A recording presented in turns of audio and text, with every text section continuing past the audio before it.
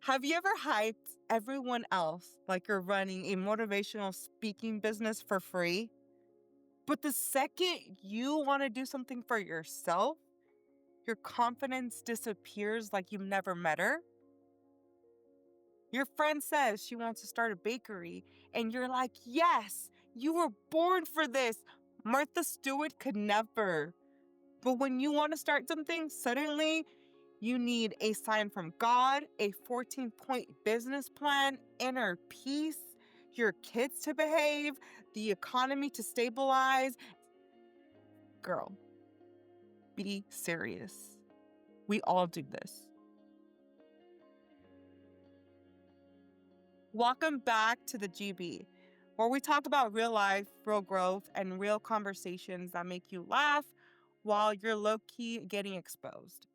I'm Jerry, and today we're talking about why we stay small, even when the bigger version of us is sitting right there, tapping her foot, waiting for us to get our life together.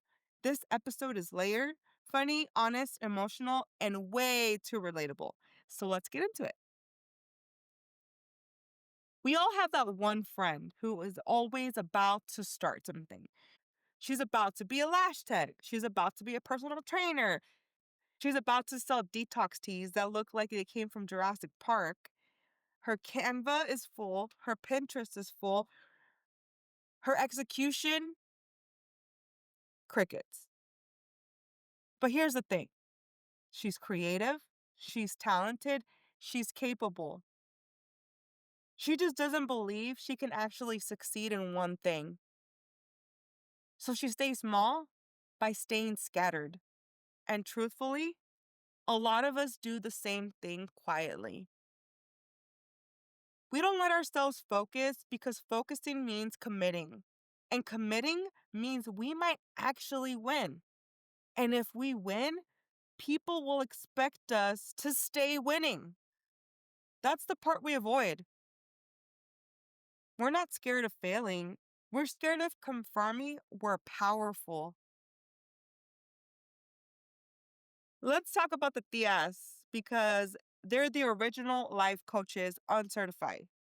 Your tia will tell you how to raise your kids, how to dress, how to run your career, how to post on Facebook, and basically how to live your whole life. But ask her to take a risk, try a new job, face her own issues, go to therapy.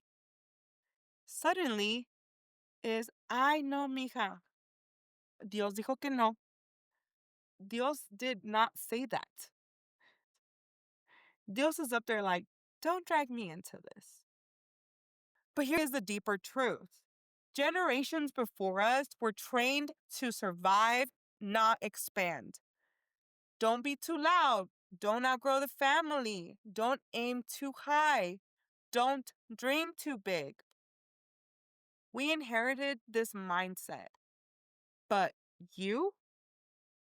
You're the one breaking generational smallness. That's why it feels scary.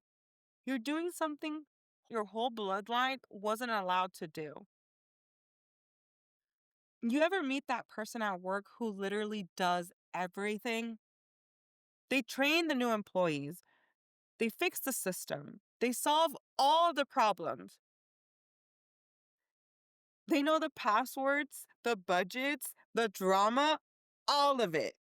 But when you tell them, apply for the promotion, they turn into a toddler holding your leg like, no, I'm not ready. What if they expect more from me? Ma'am, they already do. You're the district manager without the title or the pay. But staying small feels safer. It doesn't force you to stretch. It doesn't force you to lead. It doesn't force you to be seen. Because being visible means you can't hide. There is a psychological term called the upper limit problem. It means every person has an internal limit on how much good they believe they deserve. And when life gets better than what feels quote unquote normal, we pull ourselves back. Tell me if this sounds familiar. You started doing good at the gym, you stop going. You start saving money. You start buying things you don't need. You start dating someone healthy. You panic because they aren't toxic. You feel peace. You create chaos because your nervous system is confused. We don't sabotage because we're irresponsible. We sabotage because peace feels unfamiliar. Most women aren't scared of failing. We're experts at surviving failure. We're scared of success because success changes everything. You know when I realized I stayed small? Every time I wanted to do something big, launch something, create something, restart something, I would shrink. Not because I didn't believe in myself, but because I knew the moment I stepped fully into who I was, I couldn't go back to who I used to be. And let's be honest, as moms, as women, as creatives, our expansion is never just about us. We're growing while packing lunches, keeping the house alive, working full time, healing childhood trauma, breaking generational cycles, raising kids who ask 92 questions a day.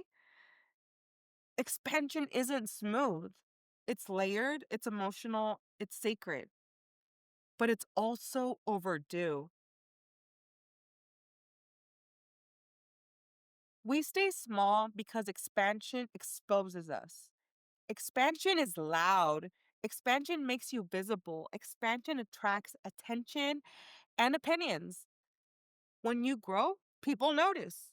Families start asking questions. Friends get weird. Coworkers stare.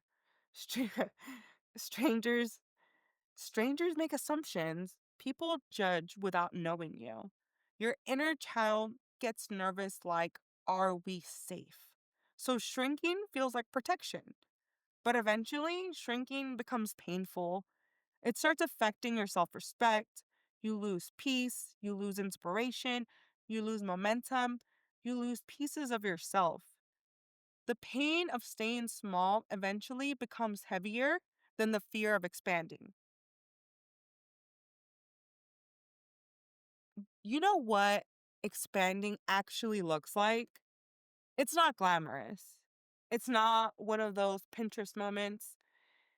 It's usually you doing something super regular, washing dishes, picking up your kid's socks for the fourth time, telling your dog Benji to stop acting like he pays the rent, and then suddenly this quiet truth slides into your mind. I can't keep holding myself back. Not dramatic, not loud, just honest. It's the moment you get tired of your own excuses. You catch yourself repeating the same pattern, and even you roll your eyes like, girl, again. It's when your spirit shows up like a fed up best friend saying, you're bigger than this. Stop playing. And you finally respond, okay, fine. I hear you. I'm done shrinking. That's the shift, the real one. Expansion doesn't start with fireworks, it starts with honesty. The moment you tell yourself the truth, your life moves with you. Thank you for listening to episode 2 of TheGB. If this episode made you laugh, made you think, made you feel exposed, or made you feel seen, then you're in the exact season you're supposed to be in. You're not staying small because you're broken. You're staying small because you're powerful and your mind is still catching up. Let's catch it up. See you in episode 3.